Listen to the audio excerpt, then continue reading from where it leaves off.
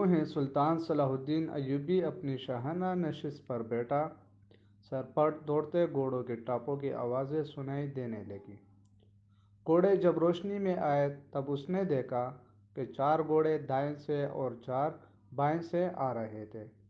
ہر ایک پر ایک ایک سوار تھا اور ان کے پاس ہتھیار نہیں تھے۔ ایک دوسرے کے آمنے سامنے آ رہے تھے۔ صاف ظاہر تھا کہ وہ ٹکرا جائیں گے، کسی کو معلوم نہیں تھا کہ وہ کیا کریں گے۔ وہ ایک دوسرے کے قریب آئے تو سوار رکابوں میں پاؤں جمائے کھڑے ہوئے۔ پھر انہوں نے لگامیں ایک ایک ہاتھ میں تھام لی اور دوسرے بازو پہ لا دیے۔ دونوں اطراف کے گھوڑے بالکل آمنے سامنے آ گئے اور سواروں کی دونوں پارٹیاں ایک دوسرے سے الجھ گئی۔ سواروں نے ایک دوسرے کو پکڑنے اور گرانے کی کوشش کی۔ سب گھوڑے جب آگے نکل گئے تو 2 سوار جو گھوڑوں سے گر گئے تھے ریت پر قلع بازیاں کر رہے تھے۔ ایک طرف کے ایک سوار نے دوسرے طرف کے ایک سوار کو ایک بازو میں جکڑ کر اسے گھوڑے سے اٹھا لیا تھا اور اسے اپنے گھوڑے پہ لاد کر لے جا رہے تھے۔ ہجوم نے اس قدر شور برپا کیا تھا کہ خود اپنی آواز خود کو سنائی نہیں دے رہی تھی۔ یہ سوار اندھیرے میں غائب ہوئے تو دونوں اطراف سے اور 4 گھوڑ سوار آئے اور مقابلہ ہوا۔ اس طرح 8 مقابلے ہوئے اور اس کے بعد شتر سوار آئے۔ گھوڑ سواروں اور شتر سواروں نے کئی کرتب دکھائے۔ اس کے بعد تیغ زنی اور بغیر ہتھیاروں کی لڑائی کے مظاہرے ہوئے جس میں کئی سپاہی زخمی ہو گئے۔ سلطان صلاح الدین ایوبی شجاعت اور بہادری کے ان مقابلوں میں جذب ہو کر رہ گیا تھا۔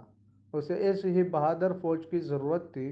سلطان صلاح الدین ایوبی نے علی بن سفیان کے کان میں کہا، اگر اس فوج میں اسلامی جذبہ بھی ہو، میں اسی فوج سے ہی صلیبیوں کو گھٹنوں کے بل پٹا سکتا ہوں۔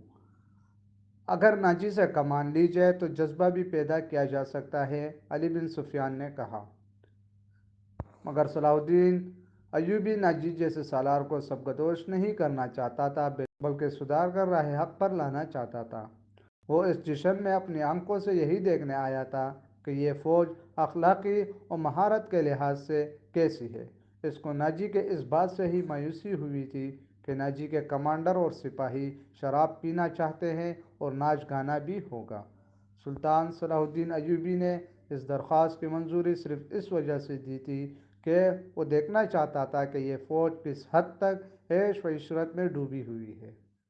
بہادری، شجاعت، شہ سواری، تیغ زنی، تلوار زنی میں تو یہ فوج جنگی معیار پر پوری اترتی تھی، مگر جب کھانے کا وقت آیا تو یہ فوج بدتمیزیوں، بلانوشوں اور ہنگامہ پرور لوگوں کا ہجوم بن گئی۔ کھانے کا انتظام وسیع و عریض میدان میں کیا گیا تھا اور ان سے ذرا دور سلطان صلاح الدین ایوبی اور دیگر مہمانوں کے کھانے کا انتظام کیا گیا تھا۔ سینکڑوں سالم دمبے اور بکرے اور اونٹوں کے سالم رانے اور ہزاروں مرغ کھانے کے لیے موجود تھے۔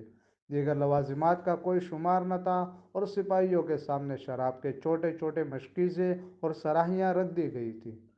سپاہی کھانے اور شراب پر ٹوٹ پڑے اور غٹا غٹ شراب چڑھانے لگے اور معرکہ آرائی ہونے لگی۔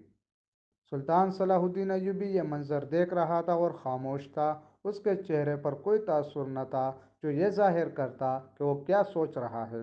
اس نے ناجی سے صرف اتنا کہا، 50,000 فوج میں آپ نے یہ آدمی کس طرح منتخب کیے ہیں؟ یہ آپ کے بدترین سپاہی ہیں۔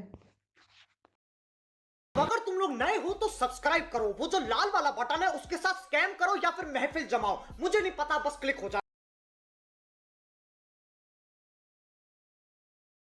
امیر مصر، یہ 2,000 عسکری میرے بہترین سپاہی ہیں۔ آپ نے ان کے مظاہرے دیکھے، ان کے بہادری دیکھی ہے۔ میدان جنگ میں جس جان بازی کا مظاہرہ کریں گے وہ آپ کو حیران کر دے گی۔ آپ ان کی بدتمیزی کو نہ دیکھیں، یہ آپ کے اشارے پر جانیں قربان کر دیں گے۔ میں انہیں کبھی کبھی کلی چھٹی دے دیا کرتا ہوں کہ مرنے سے پہلے دنیا کے رنگ و بو کا پورا مزہ اٹھا لے، ناجی نے غلامانہ لہجے میں کہا۔ سلطان صلاح الدین ایوبی نے اس استدلال کے جواب میں کچھ نہیں کہا۔ ناجی جب دوسرے مہمانوں کی طرف متوجہ ہوا تو سلطان صلاح الدین ایوبی نے علی بن سفیان سے کہا، میں جو دیکھنا چاہتا تھا وہ دیکھ لیا ہے۔ یہ سوڈانی شراب اور ہنگامہ آرائی کے عادی ہے۔ تم کہتے ہو کہ ان میں جذبہ نہیں ہے، میں دیکھ رہا ہوں کہ ان میں کردار بھی نہیں ہے۔ اس فوج کو اگر تم لڑنے کے لیے میدان جنگ میں لے گئے تو یہ لڑنے کے بجائے اپنی جان بچانے کی فکر کرے گی اور مال غنیمت لوٹے گی اور مفتون کی عورتوں کے ساتھ وحشیانہ سلوک کرے گی۔ اس کا علاج یہ ہے کہ آپ نے جو فوج مصر کے مختلف حصوں سے بھرتی کی ہے، اس کو ناجی کے 50,000 فوج میں مدغم کر لے۔ برے سپاہی اچھے سپاہیوں کے ساتھ مل کر اپنی عادتیں بدل دیا کرتے ہیں، علی بن سفیان نے کہا۔ سلطان صلاح الدین ایوبی مسکرایا اور کہا، تم یقیناً میرے دل کا راز جانتے ہو، میرا یہی منصوبہ ہے جو میں ابھی تمہیں نہیں بتانا چاہ رہا تھا، تم اس کا ذکر کسی سے نہ کرنا۔